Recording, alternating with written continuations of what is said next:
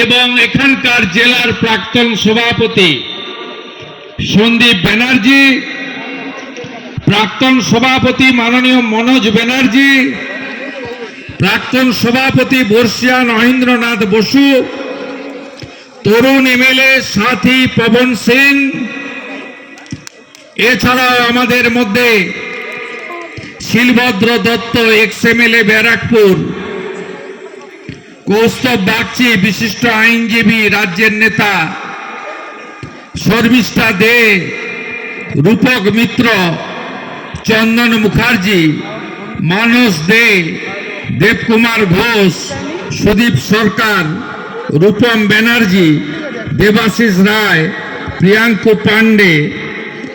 মনোজ সিং, ময়ূক চক্রবর্তী, কুন্দন সিং সহ সম্মানিত মঞ্চ, বিশেষ করে আমাদের মন্ডল প্রেসিডেন্ট ভাইদের